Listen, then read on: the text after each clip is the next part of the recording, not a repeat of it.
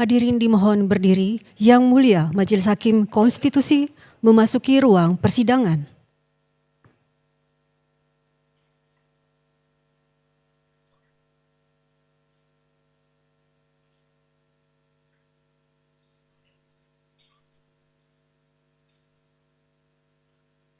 Hadirin disilakan duduk kembali.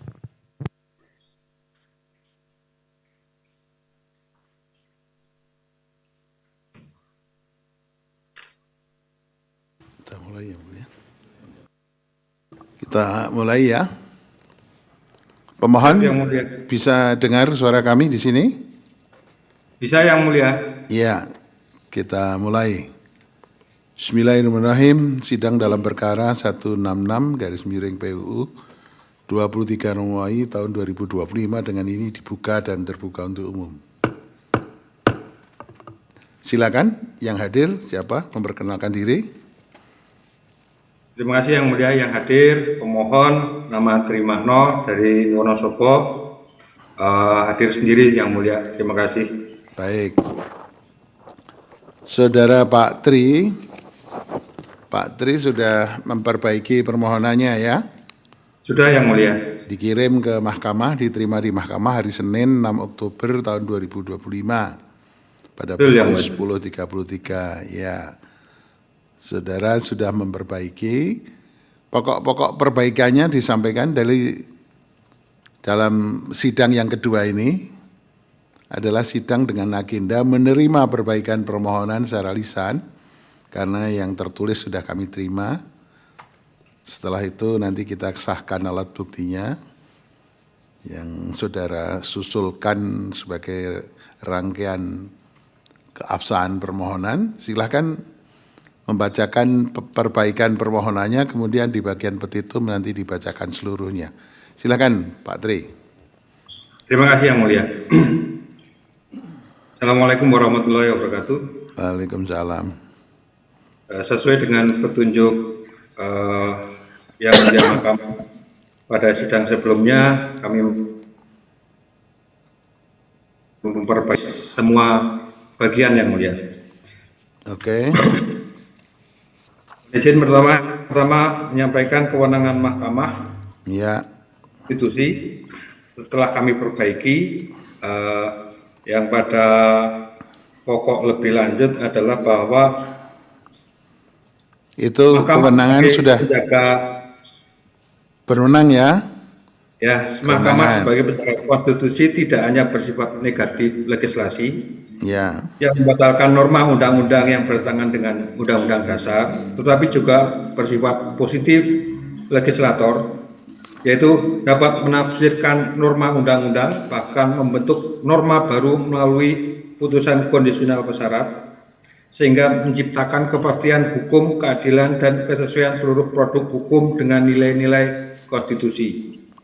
Bahwa kewenangan Mahkamah dalam menguji undang-undang terhadap Undang-Undang Dasar 1945 tidak dimaksudkan untuk merusak hubungan antar lembaga negara, melainkan justru menjaga keseimbangan dan harmoni antar cabang kekuasaan negara.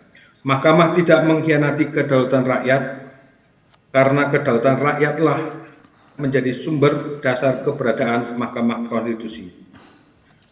Bahwa meskipun DPR dan DPR sebagai pembentuk undang-undang dan lembaga yang dipilih melalui mekanisme demokratis, produk hukum yang mereka hasilkan tetap tunduk pada Undang-Undang Dasar 1945 sebagai hukum tertinggi. Oleh karena itu, Mahkamah Konstitusi berwenang membatalkan atau menafsirkan norma undang-undang yang bertentangan dengan Undang-Undang Dasar 1945 bukan untuk menyediakan kedaulatan rakyat, melainkan untuk memastikan kedaulatan rakyat dijalankan sesuai dengan prinsip konstitusionalitas. Ya, selanjutnya itu dianggap dibacakan kewenangannya. Okay. Ya. Yang poin 10, yang saudara ujikan itu apa itu? Yang diujikan adalah Undang-Undang tentang partai politik. Undang-Undang Partai Politik nomor 2 tahun 2011 pasal 23 ayat 1 Iya. Yang menyebutkan pergantian kepengurusan partai politik di semua tingkatan dilakukan sesuai dengan ADART. Oke. Pasal 23 ayat 2, susunan kepengurusan hasil pergantian kepengurusan partai politik tingkat pusat didaftarkan ke kementerian paling lama 30 hari terhitung sejak terbentuknya kepengurusan yang baru. Yang kami mohonkan untuk tidak dibatasi di kepengurusan tingkat pusat, namun di semua tingkatan yang diatur untuk menjamin otonomi kepengurusan di semua tingkatan. Oke, Kemudian yang pasal diujikan. 29 ayat 2, rekrutmen sebagaimana dimaksud ayat 1, huruf C dan D yang dilakukan secara demokratis terbuka sesuai dengan AD dan ART serta peraturan perundang-undangan. Bahwa frasa demokratis dan terbuka diatur secara jelas untuk menjamin proses demokrasi internal partai politik. Kalau dan rakyat dalam hal ini berkedaulatan adalah kedaulatan anggota yang terejawantah secara nyata dengan ketentuan one member one vote. Ya, itu di bagian kewenangan ya. Kewenangan. Terus sekarang kedudukan hukum. Kedudukan hukum. Saudara sebagai apa di sini? Perorangan warga negara Indonesia. Saya sebagai perorangan warga negara Indonesia yang mulia. Ya. Terus sebagai subjek hukum itu, saudara dirugikan oleh pasal ini, kenapa dirugikan? Di kerugian konstitusional pemohon, representasi politik pemohon terganggu ketika anggota DPR terpilih dari Dapil Jawa Tengah 6 Nafas Urbah dinonaktifkan oleh partainya tanpa jaminan minimal proses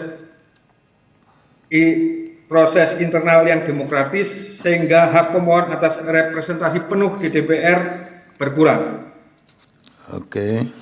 Kerugian potensial, norma AQO yang memberikan keleluasaan kepada ADART partai tanpa standar minimal demokrasi membuka peluang rekrutmen elitis dan menutup partisipasi anggota yang berpotensi mengurangi ragam calon pilkada, pilgub, dan pilpres sehingga hak memilih pemohon menjadi tereduksi. Terus mengenai hubungan sebab akibat dengan yang diujikan, apa itu kejelasannya?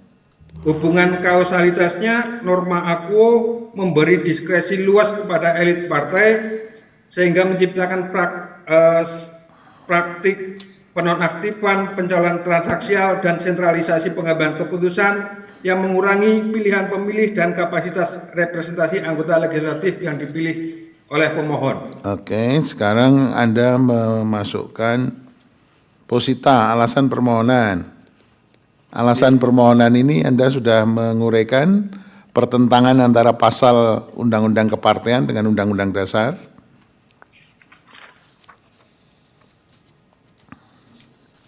Di poin 48 secara jelas. Ya. Pasal 23 ayat 1 Undang-Undang Parpol bertentangan dengan pasal 1 ayat 2 Undang-Undang Dasar karena tidak menjamin kedaulatan anggota sebagai perwujudan kedaulatan rakyat. Pasal 23 ayat 2 Undang-Undang Parpol bertentangan dengan pasal 18, 18A, 18B Undang-Undang Dasar karena mengabaikan otonomi daerah. Pasal 29 ayat 2 UU Parpol nomor 2 tahun 2011 bertentangan dengan pasal 28E ayat 3 dan pasal 22E ayat 3 karena tidak menjamin kesempatan setara dalam rekrutmen kepemimpinan.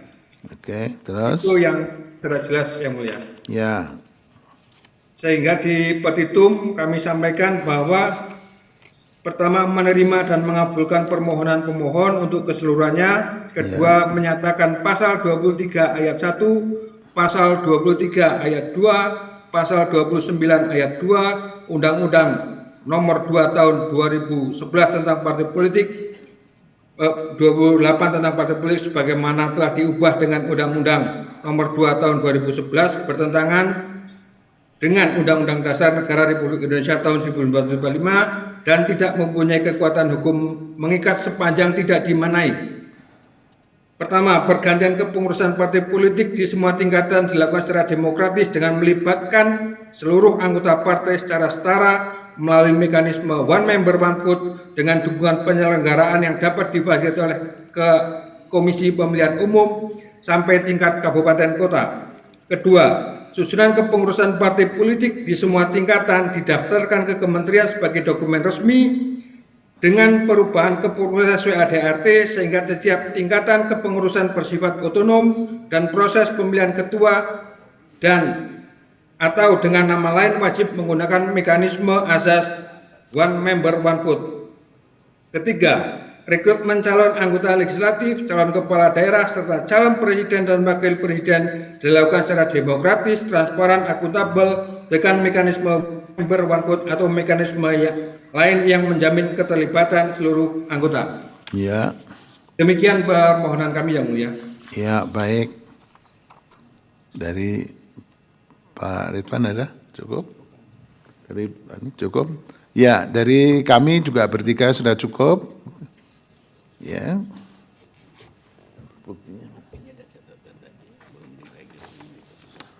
Saudara sudah mengajukan bukti? Sudah yang mulia. Buktinya fotokopi undang-undang partai politik, fotokopi ADART Golkar, ADART Gerindra, ADART Partai Amanat Nasional, dan ADART Partai PKB. Semuanya fotokopi.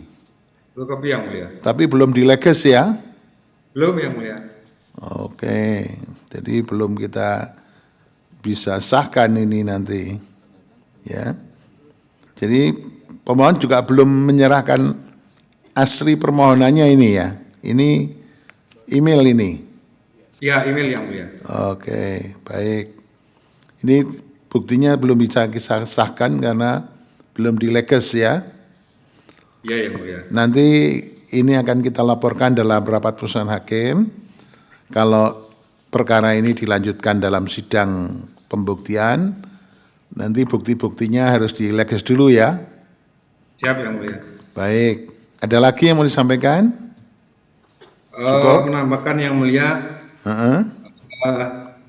dari berita yang beredar saat ini, di keseruan di Partai Persatuan Pembangunan, permohonan kami, saya pikir akan semakin relevan yang mulia, bahwa sekian juta anggota partai bisa tereduksi hanya oleh beberapa orang di tingkat kepengurusan pusat. Mungkin itu yang bisa saya tambahkan yang mulia. Oke, ya semuanya dicatat dalam risalah persidangan, akan kita laporkan dalam rapat putusan hakim. Jadi setelah ini Pak Tri, kita bertiga akan melaporkan dalam rapat putusan hakim, kemudian rapat putusan hakim akan memutuskan bagaimana sikap selanjutnya dari Mahkamah terhadap putusan ini. Sikapnya bisa ada dua. Perkara ini dilanjutkan pada sidang pembuktian.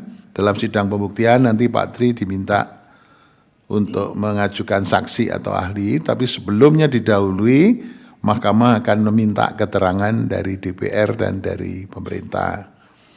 Kemudian Pak Tri mengajukan ahli atau saksi, dilanjutkan dengan saksi atau ahli dari pemerintah. Itu kalau dilanjutkan dalam sidang pembuktian. Tapi kalau Mahkamah menganggap ini sudah cukup, maka Mahkamah bisa langsung memutus dan hasil sikap itu akan diberitahukan ke Pak Tri. Ya, gitu. Terima kasih yang mulia. Baik, terima kasih. Sidang selesai dan ditutup.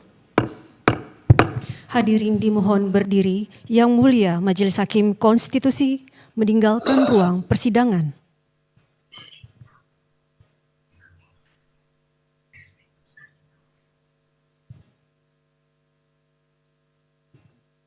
Hadirin disilakan duduk kembali.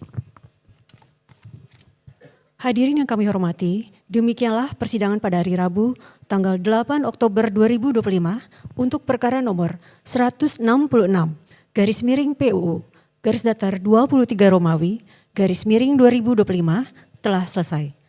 Terima kasih, selamat sore.